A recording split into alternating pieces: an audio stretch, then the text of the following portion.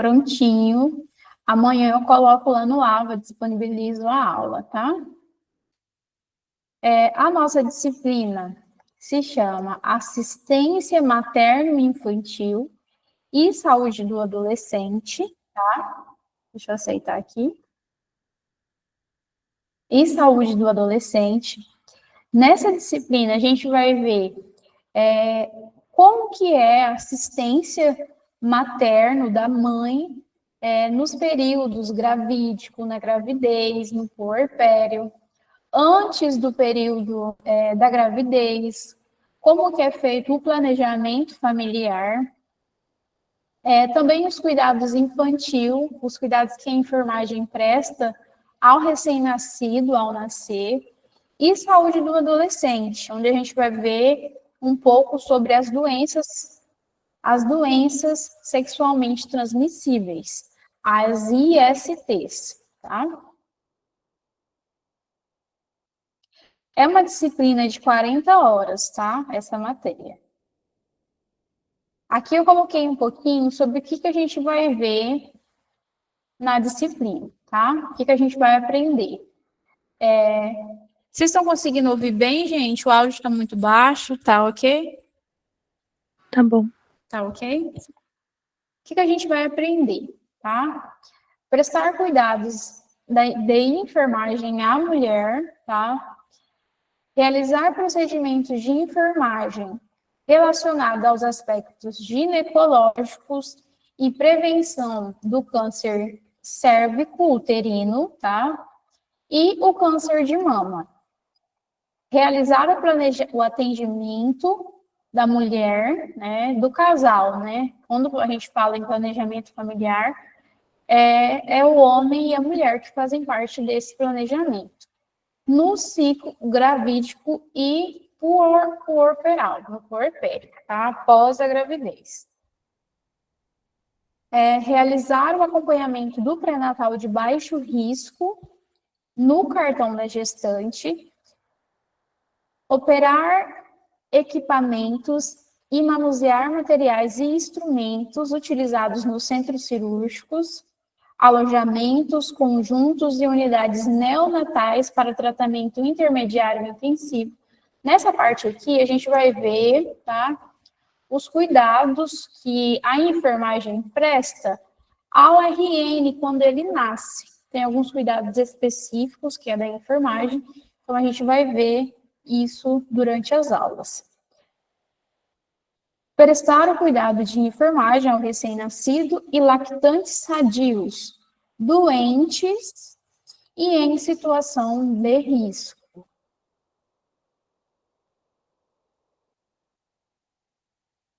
Aqui eu trouxe o nosso cronograma de aula, tá? Vou explicar para vocês.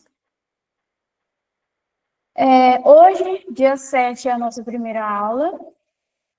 Amanhã, dia 8, a partir de meio-dia, tá? Não vai ser cedo, vai ser meio-dia.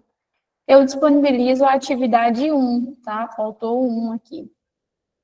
Com base no material da aula de hoje, tá? As nossas aulas vão ser às quintas-feiras. Às quintas-feiras, tá? Então, dia 14 também é quinta-feira, vai ser a aula 2. Dia 15, depois, né, da aula, vai ter a atividade 2, com base na aula, né? Na aula 2. Dia 18, eu vou disponibilizar o material lá no AVA, e vocês, a partir do material disponibilizado, vão ler o material, vai ser um slide, e vão responder a atividade 3, tá? No dia 21, que também é quinta-feira, deixa eu só confirmar, quinta-feira, nós temos mais uma aula, e dia 22, o dia posterior, a atividade 4. O que acontece? Eu deixei as atividades, eu vou deixar elas abertas até o dia anterior da prova, então até o dia 24. Eu vou deixar todas as atividades abertas, tá? Até o dia 24. E aí, no dia 25, eu lanço a prova. tá? Dia 25, então, a prova final vai ficar aberta até o dia 27/8. Dia 28 é o dia que se encerra a nossa disciplina, e aí quem ficar de recuperação vai ficar disponível a recuperação, tá? Por um dia. Alguma dúvida, gente, no cronograma?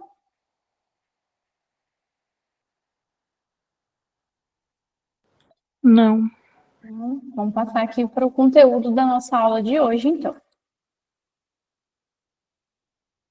A gente vai começar falando sobre o planejamento familiar. O que é esse planejamento, tá? Conforme a Lei Federal 9.263 de 86 de 1996, o planejamento familiar é o direito de todo o cidadão e se caracteriza como um conjunto de ações de regulação de fecundidade que garanta direitos iguais de constituição, limitação ou aumento da prole da mulher pelo homem ou pelo casal. Em outras palavras, o planejamento familiar é dar à família o direito de ter quantos filhos quiser, no momento em que lhe for mais conveniente, com toda a assistência necessária para garantir isso integralmente. Eu sei que muitas pessoas não sabem que no SUS a gente tem as consultas para o planejamento familiar, que é realmente isso, garantir que a pessoa tenha a quantidade de filhos que ela quiser. E a enfermagem vem atuando, né, com os métodos contraceptivos, né, a gente vai ver durante a aula isso, tá? Então, o planejamento familiar, ele é feito pela enfermagem, nos postinhos, na atenção básica.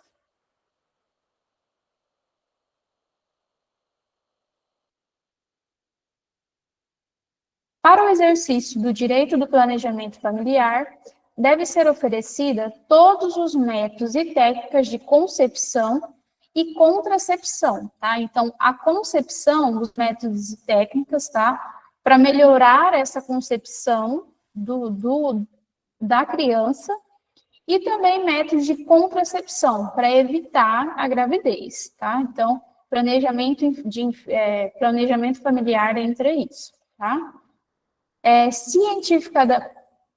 Cientificamente aceitos.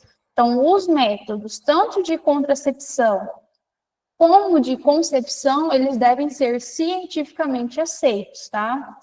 E que não coloquem em risco a vida e a saúde das pessoas, garantindo a liberdade de opção, tá? Então, a pessoa tem essa liberdade de escolher.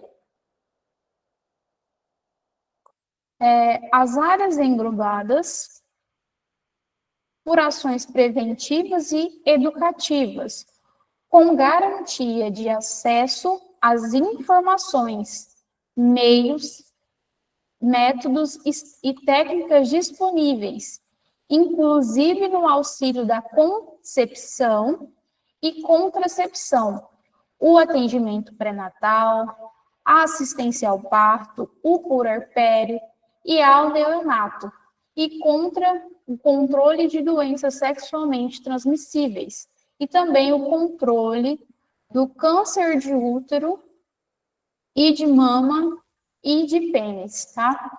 Então, a enfermagem ela vai entrar, né, com todas essas ações do atendimento pré-natal, na assistência ao parto, o puerpério, tá?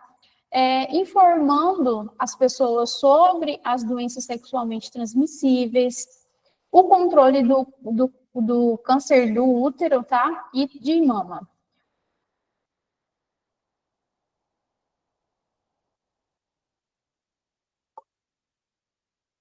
Essas ações embarcam a utilização de métodos contraceptivos, orientações médicas, educação a respeito da saúde reprodutiva e direitos sexuais, além de suporte emocional e também psicológico. Peraí, gente, só um minutinho. Qual que é o foco do planejamento familiar? é assegurar que as decisões sobre a reprodução sejam claras, respeitando a saúde e o bem-estar da mulher, do bebê e da família. Então, o foco do planejamento é você trazer orientações para a mulher, para o homem, né, sobre como ele vai tomar essas decisões, tá? Que as decisões de reprodução sejam claras, tá? Que ele tenha conhecimento sobre os métodos de concepção, os métodos para evitar as doenças, tá? Nesse processo, também eles vão receber, além do suporte, né, da parte da enfermagem, eles podem também receber suporte emocional e psicológico, tá? No Brasil, o planejamento familiar é assegurado por lei, tá? Eu falei a lei já aqui para vocês. É oferecido pelo SUS, que fornece métodos contraceptivos e assistência médica. Além de ajudar no controle da natalidade, tá? Porque a pessoa vai escolher quando ela vai querer ter filhos. O planejamento familiar ainda promove a qualidade de vida das famílias, auxiliando a evitar a gravidez indesejada. Então, aqui também uma das coisas que podem contribuir é evitar abortos, tá? Quando você tem esse planejamento familiar, o momento que a mulher vai querer ter filhos, você evita essas gravidez indesejadas, diminui o índice de abortos. Evitar também, né, doenças sexualmente transmissíveis e ainda diminuir a mortalidade materna e infantil, tá? Porque existe esse planejamento de quando se quer ter filhos. Então, consequentemente, diminui aborto, né? A gente sabe que durante um aborto a mulher venha ter riscos, coloca em risco a sua vida também. Então, vai diminuir essa mortalidade materna, a infantil, e estimulando, então, escolhas responsáveis.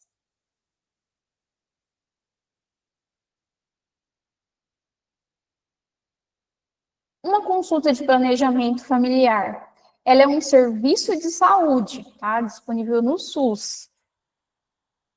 Quando a mulher ela chega, né, expressando numa consulta o seu desejo de ser mãe, a gente encaminha essa mulher primeiro para o ginecologista, faz exames para ver como é que está a saúde dessa mulher, tá?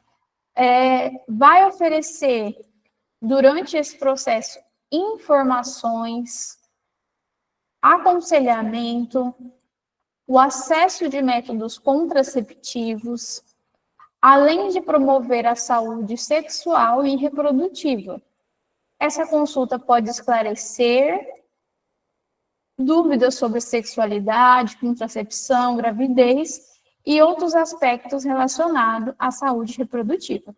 Então, a enfermagem ela tem esse papel no planejamento familiar, tá?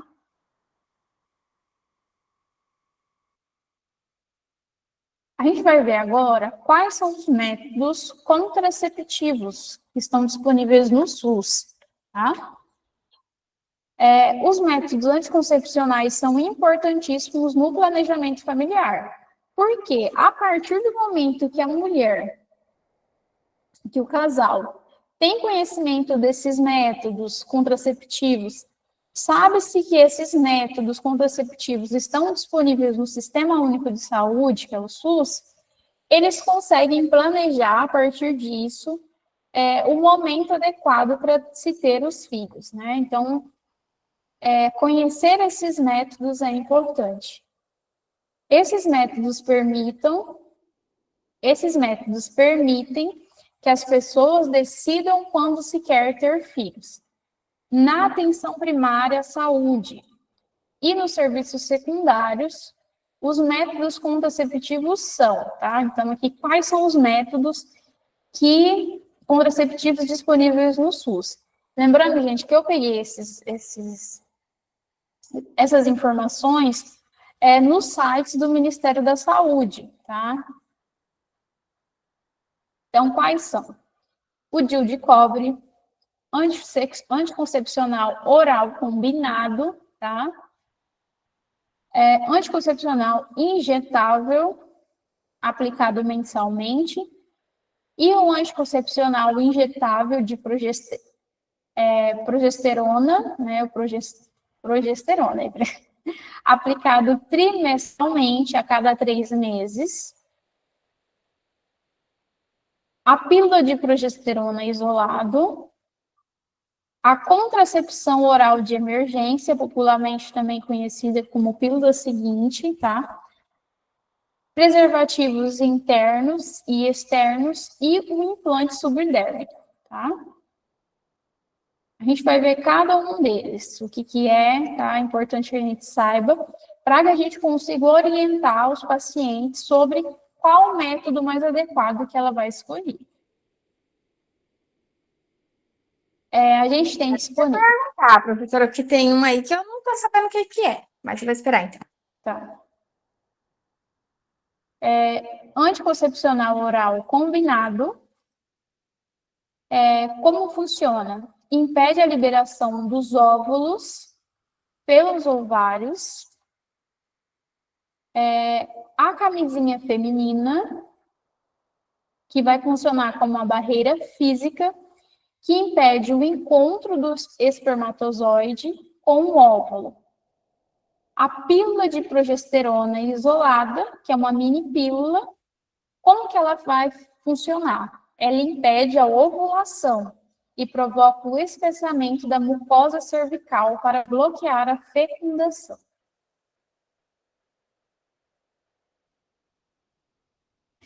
A esterilização feminina, tá? Que é a laqueadura tubária.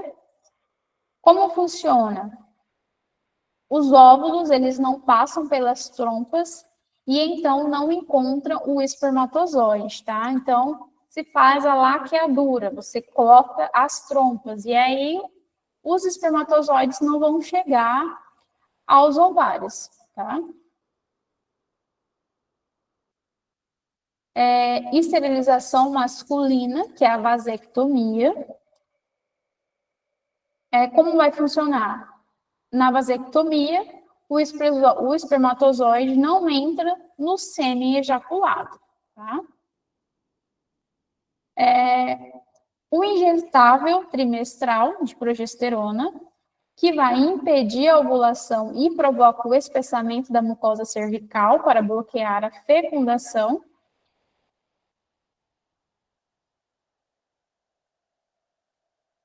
O injetável combinado mensal, tá? Que vai impedir a ovulação, que impede a ovulação, a liberação dos óvulos pelo ovário. Então, os injetáveis aqui vão impedir essa liberação, não há formação dos óvulos, tá? O método de tabelinha, o casal, ele evita ter relações sexuais ou tem relações protegidas durante o primeiro período do último dia de fertilidade, de acordo com o ciclo da mulher. Lembrando que cada mulher ela vai ter um ciclo diferente, tá? Então, o DIU de cobre, que é esse aqui, o DIU de cobre, ele causa dano ao espermatozoide e impede a fecundação. A pílula do dia seguinte, que normalmente vai ser uma pílula de levonorgestrel, tá?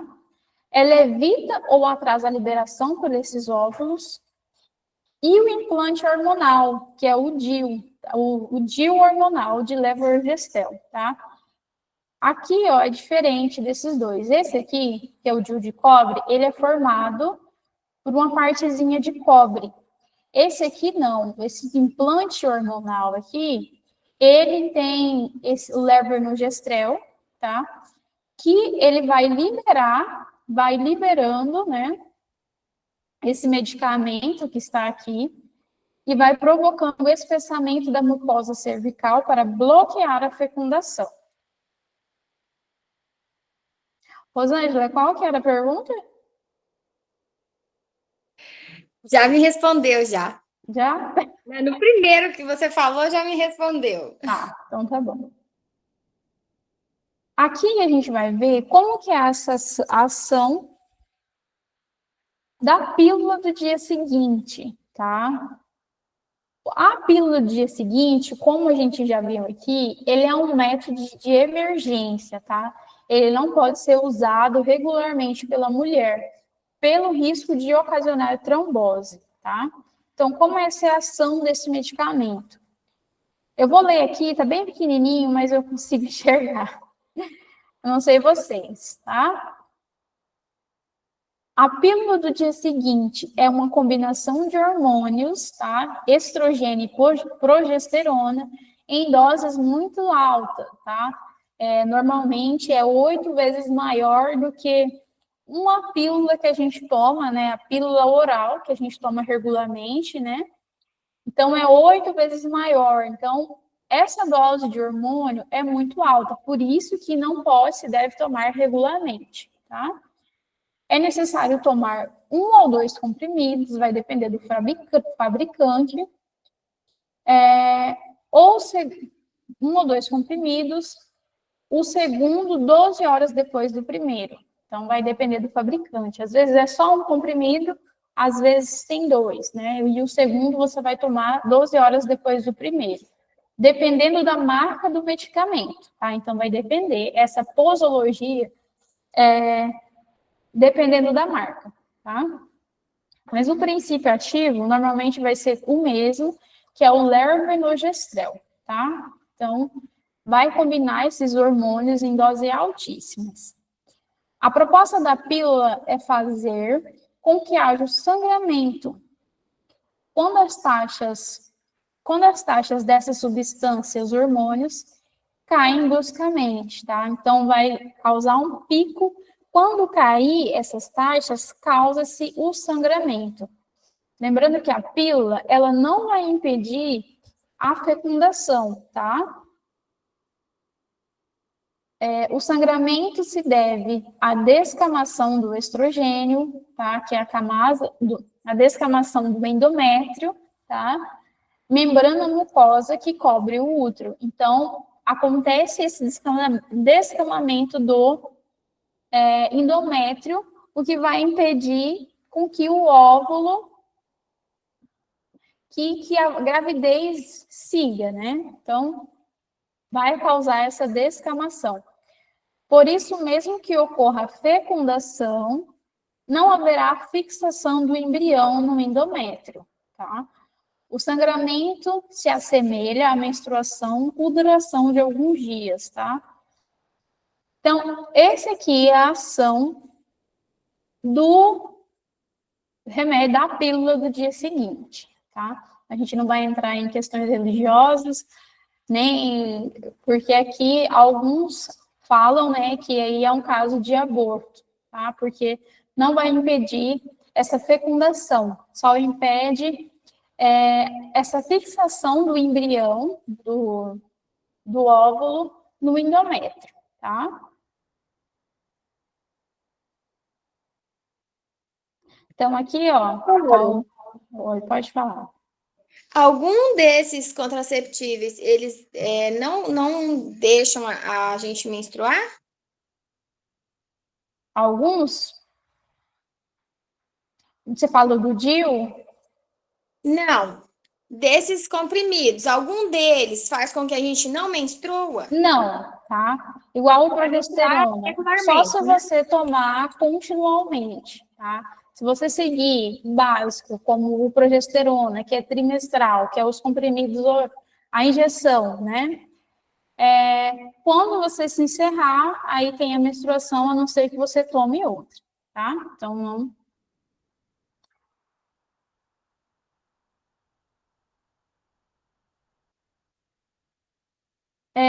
Um outro método é o coito interrompido, tá?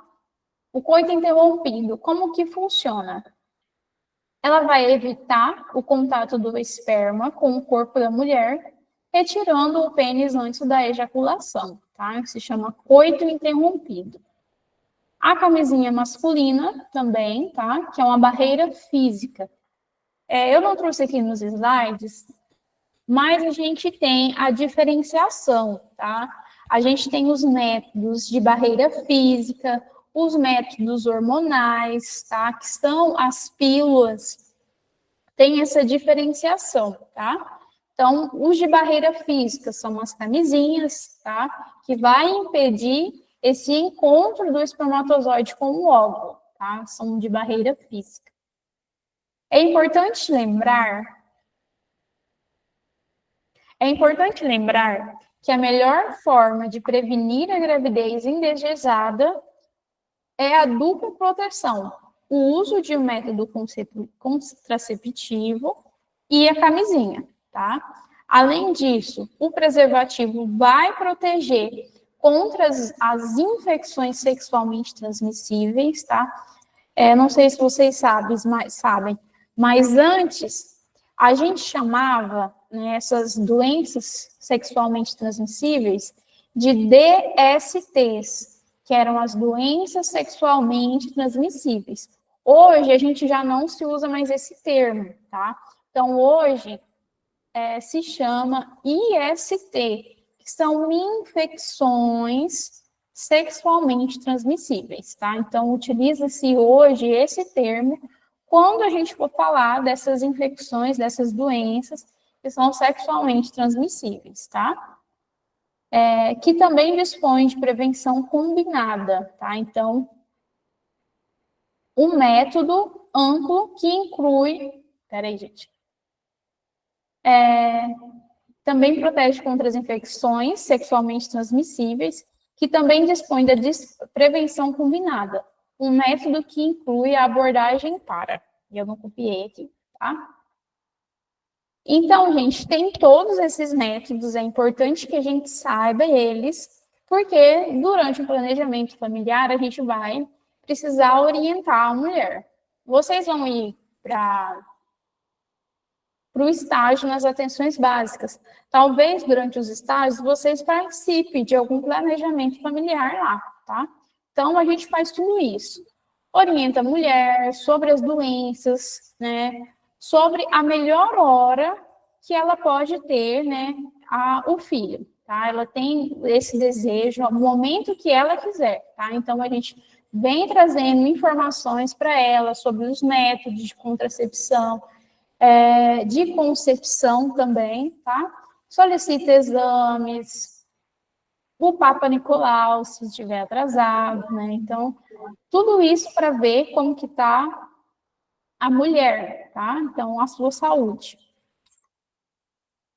Professora, Pode falar. uma outra dúvida. Do coito interrompido. Aqui fala que retirando o pênis antes da ejaculação Isso. é um meio de contracepção, né? É o meio, tá? Aquele líquido que sai logo ali no começo, quando a pessoa fica excitada, aquele líquido já não sai com esperma, não? Olha, a gente teria que ver um estudo sobre isso, tá? Sobre se tem ou não. Mas se tiver, as chances não são tão altas nesse momento, tá? Por isso que, durante aqui, ó, ele fala que é necessário usar uma prevenção combinada, tá? Sérgio. Não, assim, é uma dúvida minha, né? Não, eu entendi. Mas assim, eu tinha essa dúvida, porque sai um líquido ali. E quem garante que ali não tem? Pois é. Ai, gente, vamos continuar aqui. Aqui, agora, eu trouxe para vocês uma alteração que teve numa lei, porque antes, né, na questão da laqueadura, né, a mulher, para fazer, eu não sei se é uma coisa que vocês já têm conhecimento, a mulher, para fazer a laqueadura, ela precisava da autorização do marido, ela precisava ter 25 anos, ter antes 2 filhos, tá? Então, hoje a gente tem uma lei, que é a Lei 14.000, 443 de 2022, que veio e alterou, né, esses pontos sobre a laqueadura, tá? Vamos ver aqui. Também são oferecidos, além, né, desses métodos contraceptivos, procedimentos cirúrgicos de laqueadura e também a vasectomia, tá? Segundo a Lei 14.222, são critérios. Deixa eu ver aqui. São critérios para acessar os métodos cirúrgicos hoje ter 21 anos, tá? Ou pelo menos 2 filhos vivos. Destaca-se também que não é mais necessária a autorização do cônjuge ou do parceiro para realizar a vasectomia, tá? Então, hoje não é mais necessário que o marido assine para a mulher fazer a vasectomia. A vasectomia não, a laqueadura tubária, tá? E a idade é de 21 anos, antes era 25, 26 anos. Vamos ver pontos aqui dessa lei, tá? Os procedimentos da laqueadura e vasectomia estão disponíveis no Sistema Único do SUS e foram alterados no ano passado, né? Aqui já se passou mais tempo, pela Lei 14.443 de 2022, que ampliou o acesso e delimitou os prazos de espera, tá? Isso aqui foi assim que lançou-se essa lei, tá? Então, vai estar aqui os termos no passado, tá? A partir deste mês de junho, as novas regras passam a constar na tabela de procedimentos, medicamentos, próteses, materiais especiais. Para o Estado, municípios e Distrito Federal estejam preparados para atender o usuário, tá? Eu vou passar aqui para essa parte aqui, para explicar para vocês o que mudou, tá? A Lei 9.226 de 96, tá? Estabeleceu o planejamento familiar como direito e orienta as ações de atenção sexual e reprodutiva no serviço do país, incluindo os métodos de contracepção. O Ministério da Saúde indica que o planejamento deve ser ofertado com esclarecimentos sobre os métodos, tá? Então, a gente já viu isso aqui. Os métodos que melhor se adequar às necessidades de cada pessoa, sem discriminação, coerção, coação, né? Ou violência. A norma foi alterada pela essa lei aqui para estabelecer condições ao acesso à esterilização voluntária, tá? Então, a pessoa tem que ter esse desejo de fazer a laqueadura ou a vasectomia, tá? A nova redação traz as seguintes alterações, tá? Então, a idade mínima para mulher e homem com capacidade civil passa de 25 anos, tá? Para 21 anos. Aqui, ó, essa parte aqui, independente do número de filhos vivos, tá? Então, se tiver um filho, já pode fazer, você não precisa ter determinada quantidade de filhos para se ter. Então, vai ser independente do número de filhos vivos. Fica definido pelo prazo de 60 dias antes a manifestação da vontade do ato cirúrgico. Então, 60 dias antes, a mulher ou o homem, tá, manifesta-se essa vontade, né, de realizar a vasectomia ou a laqueadura tubária, tá, 60 dias antes. Hoje, não é necessário mais o consentimento expresso de ambos os cônjuges para a realização tubária da vasectomia, tá? Então, porque antes a mulher ela tinha que ter esse consentimento do parceiro, tá? Às vezes a mulher queria fazer a laqueadura, mas aí o parceiro não queria e aí não se podia fazer porque não tinha esse consentimento expresso do marido, tá? Do parceiro. Esse termo essa manifestação, ela precisa ser 60 dias antes, tá? Por quê? Por ser um procedimento, né, que pode ser reversível ou não também em alguns casos, vai depender do tipo de cirurgia, porque às vezes o médico, na hora da vasectomia ou da laqueadura, corta-se um espaço muito grande da tuba, então depois esse se torna irreversível, fica definido esse prazo de 60 dias, é um prazo mínimo, o mínimo é de 60 dias, tá? Porque pode haver a desistência de realizar a cirurgia, tá? O histórico de cesariana sucessíveis anteriores não é um requisito para a realização da laqueadura tubária durante a cesárea. Então, a mulher ela não precisa estar grávida, tá? Não é um requisito obrigatório, tá? Sendo a esterilização cirúrgica em mulher durante o período de parto, garantida a solicitante, desde que tenha esses 60 dias antes da manifestação da vontade, tá? Então, esse é o prazo mínimo. Pessoal, alguma dúvida aqui? Alguém? Não. Alguém já sabia dessa alteração? Ou vocês não tinham conhecimento?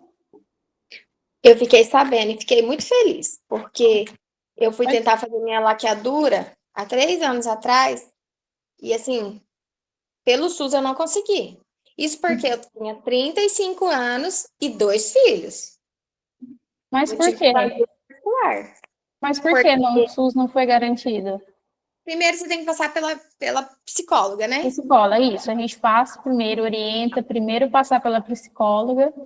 De cara ela já falou, não. Eu falei, amiga, mas você nem me ouviu. Ela é muito minha amiga. Você nem me ouviu ainda, mas eu já sei que não. Aí fui pro obstetra, né? Ginecologista. Uhum. Também não. Ele me deu o motivo dele porque era o primeiro filho do meu marido. Eu tenho 2 filhos, mas meu marido era só um. Mas eu, com 35 anos, Não pôde fazer pelo não SUS. pude fazer pelo SUS. Então, hoje, com essa nova atualização da lei, a mulher ela não depende mais dessa autorização. Então, ficou muito mais fácil. Se você tem expressa essa vontade de fazer, independente do número de filhos, hoje você consegue fazer, a idade diminuiu, que antes era no mínimo 26. Então, a mulher, né, é uma das conquistas que a mulher tem o direito sobre o seu próprio corpo. Tá? Então, essa lei veio atualizando isso.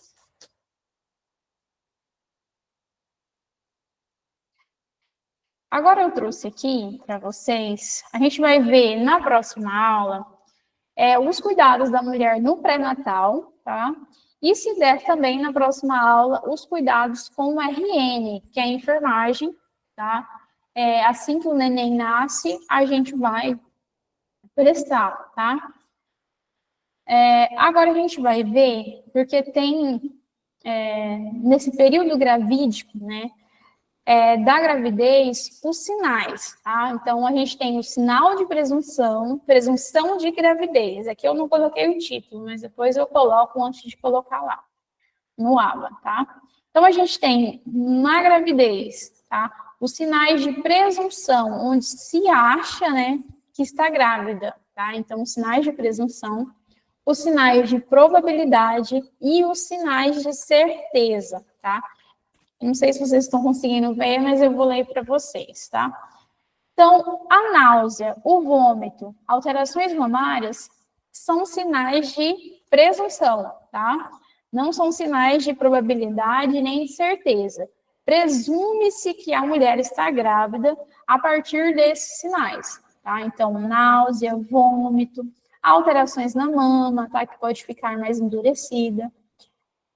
Percepções de movimentos fetais pela paciente, tá? Então, ó, a paciente tem essa percepção que tem movimentos fetais, mudanças no apetite, entre outros, tá?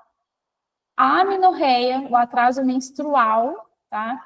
de 10 a 14 dias, alterações mamárias, tubérculos, tá? Os tubérculos são pontinhos nos seios na auréola, tá? Alterações na vulva. Deixa eu ler aqui, que até meus olhos falhou aqui agora. Alterações no muco cervical, tá? Então, isso são sinais de presunção da gravidez, tá? Não são sinais de probabilidade. Às vezes, se vocês for fazer na prova lá, pode tentar confundir vocês, tá? Então, aqui, náuseas, vômitos, todas essas alterações são sinais de presunção, tá? O que é um sinal de probabilidade? Então, aqui já existe uma probabilidade de estar grávida, tá? Alterações em forma e consistência do útero, tá? Cadê meus olhos? Funciona. Sinal de Heger, que é a flexão do corpo sobre o colo uterino. Aqui vai dar vários sinais, tá? O preenchimento do fundo do saco vaginal pelo útero, percebido ao toque, e claro aumento do volume abdominal, tá? Então, aqui são sinais de probabilidade de gravidez. E quais são os sinais de certeza? Certeza que está grávida. Aqui é a ausculta do BCF. BCF é batimentos cefálicos, tá? Pela ultrassonografia transvaginal. Essa ausculta do BCF vai ser a partir da 6ª ou 7ª semanas, ou pelo sonar de Doppler também, tá? Que consegue ouvir, a partir de 10 semanas de gestação. Ou pelo estetoscópio, melhorou aqui. Ou pelo estetoscópio, tá? Escutar também esses batimentos cefálicos. A partir, o estetoscópio, a partir de 19 a 20 semanas. A percepção dos movimentos fetais movimentos e partes fetais pelo examinador a partir de 19 e 20 semanas. Então, aqui são os sinais de certeza de gravidez, tá? Então, aqui no início, os sinais de presunção tem a percepção desses movimentos fetais pela paciente. Já aqui, nos sinais de certeza, a gente tem a percepção, a gente consegue visualizar esses movimentos fetais por parte do examinador, tá? A partir de 19 e 20 semanas. Então, esses são os sinais da gravidez, tá? Sinais de presunção, sinais de probabilidade, sinais de certeza.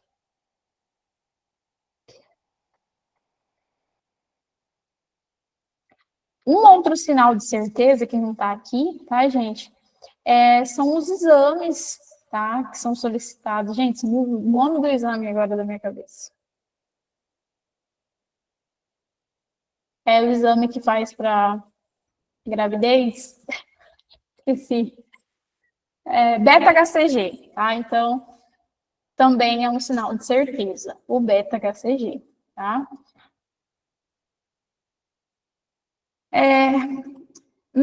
Menarca, menopausa e climatério. Alguém sabe o que é menarca? Sem ler, tá? Não vale ler. Menarca é a primeira menstruação, tá? Então, é esse termo que a gente utiliza. A menarca é a primeira menstruação, marcando o início da fase reprodutiva, tá? Normalmente é aos 10, 12, 13 anos, tá? Então, essa primeira menstruação a gente chama de menarca. O climatério é a fase de transição para a menopausa, caracteriza por mudanças hormonais e físicas na mulher. E a menopausa é a última menstruação da mulher, tá? Marcando, então, assim, o fim da sua fase reprodutiva. Então, é importante que a gente saiba também esses termos, tá?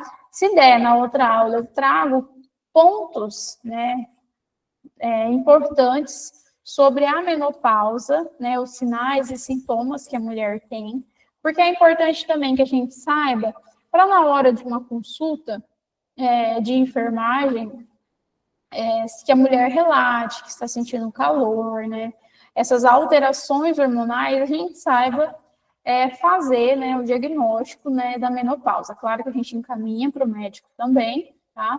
Para fechar o diagnóstico, mas é importante que a gente saiba quais são essas alterações. Aqui eu trouxe um gráficozinho, né, para entender melhor. Então, aqui, ó, a menarca é a primeira menstruação. Nos 12 anos, ela vai marcar mais ou menos 12 anos e vai marcar o início do período reprodutivo, tá? O climatério, normalmente, ele é dos 40, tá? Mais ou menos 60, dos 40 aos 49 anos, não, peraí. Dos 40 aos 49 anos, tá? Que causa esse fim do período reprodutivo, tá? Algumas mulheres, o climatério pode durar um pouquinho mais, tá? 65 anos, tá? Então, esses são os termos que a gente utiliza: menopausa, menarca e também o climatério, que é esse período de transição. Pessoal, alguma dúvida na aula de hoje? A aula de hoje foi um pouquinho mais...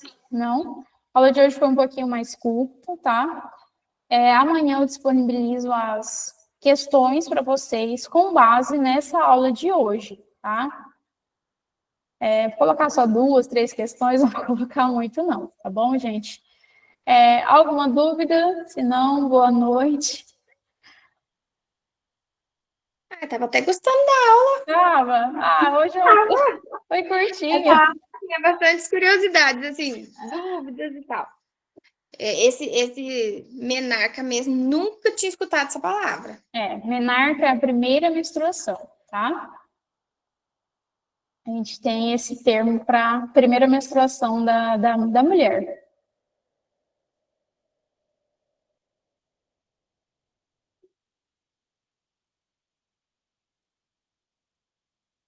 Boa noite, Sérgio.